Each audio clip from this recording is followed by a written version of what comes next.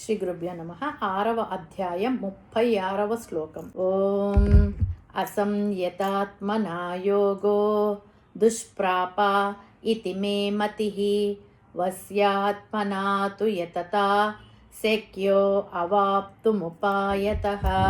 ముందుగా పదపదానికి అర్థం తెలుసుకుందాము.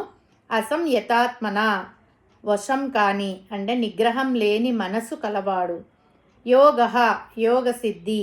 దుష్ప్రాప అతనికి కష్టసాధ్యమైనది. ఇతి మే మతి అని నా యొక్క అభిప్రాయము.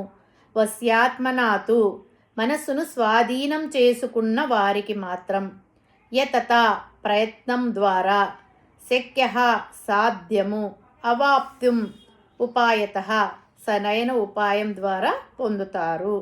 పరమాత్మ ఏమంటున్నాడంటే, అర్జున, మనస్సును నిగ్రహించడానికి ఎవరైతే ప్రయత్నం చేయరో వారికి ఈ యోగం సిద్ధించదు. అసంయతాత్మనా యోగో దుష్ప్రాప ఇతి మే మతిః. ధ్యానయోగమునందు నిలకడ సంభవించదు. మే మతిః అంటే నా అభిప్రాయము. వస్యాత్మనాతు యతత ఎవరైతే తన మనస్సును తన ఆధీనంలో ఉంచుకుంటారో శక్యో అవాప్తుం ఉపాయతః వారికి అది ఉపాయం చేత సాధ్యమవుతుంది.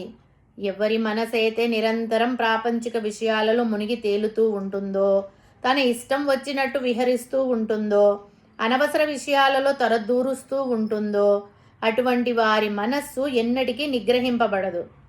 మనస్సును నిగ్రహించలేనివాడు తన మనస్సును ఆత్మలో నిలపలేడు. కాబట్టి వాడికి ఎన్నటికీ ఆత్మ సాక్షాత్కారము, ఆత్మజ్ఞానము కలగదు. కేవలం మనసును నిగ్రహించిన వాడికే అది సాధ్యమని తేల్చేశాడు పరమాత్మ. కృష్ణ పరమాత్మ అర్జునుడితో అంటున్నాడు, అర్జున, మనసు చంచలమైనదే కానీ అది అసాధ్యం కాదు. అభ్యాసం అనే కళ్లెంతో దాన్ని దారిలోకి తెచ్చుకోవాలి.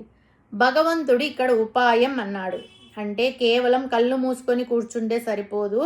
మనసు ఎందుకు పక్కదారి పడుతుంది అనేది కనిపెట్టి దాన్ని మళ్లించే టెక్నిక్ అంటే ఉపాయము తెలియాలి. మాయను జయించుటకు, పరమాత్మను పొందుటకు యుక్తి అవసరమని అంటే ఉపాయం అవసరమని తెలియచున్నది. కొన్ని చోట్ల శక్తి, కొన్ని చోట్ల యుక్తి శత్రువుని జయించుటకు పనికి వస్తుంది. ఎంత గొప్ప కార్యమైనా కొన్ని సందర్భాలలో యుక్తిచే అతి శీఘ్రంగా నెరవేరగలదు. అట్టి యుక్తి చేత, ఉపాయం చేత మరియు అనేక మార్గాల చేత ముముక్షువులు ఎట్లయినా సరే పరమాత్మను, భగవత్ సాక్షాత్కారమును పొందవలెను. నిరంతర సాధన ఉంటే సామాన్యుడు కూడా యోగిగా మారవచ్చు. ప్రయత్నం చేస్తే ఏది అసాధ్యం అనేది ఉండదు.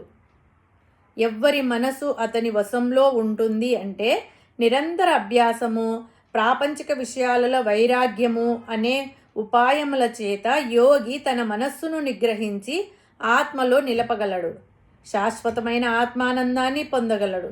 కాబట్టి ఈ జనన మరణ చక్రం నుండి విముక్తి పొందాలంటే అభ్యాస వైరాగ్యాలతో మొదలు మనస్సును స్వాధీనం చేసుకోవాలి. మనస్సు తన ఇష్టం వచ్చినట్టు తిరుగుతుంటే ధ్యానం కుదరదు. అది కుదరాలంటే నిరంతర అభ్యాసం అవసరం. ఇది ఒక్కరోజో, నెల రోజులో, సంవత్సరమో అయ్యే పని కాదు. నిరంతర అభ్యాసం కావాలి.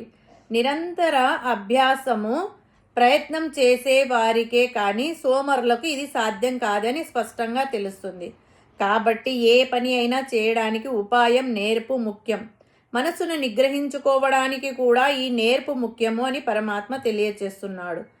కావున ఇక నా మనస్సు జయిస్తుందో లేదో, నాకు మోక్షం వస్తుందో లేదో అనే సంశయాన్ని ఎవ్వరూ పెట్టుకోక భగవద్వాక్యాలపై పరమ విశ్వాసము కలిగి అభ్యాస వైరాగ్యాది ఉపాయములను ఆశ్రయించి ప్రయత్నించి మనస్సును స్వాధీనపరుచుకొని ఆత్మ సాక్షాత్కార రూపయోగమును ఈ జన్మయందే సాధించవలెను. హరి ఓం తస్సత్.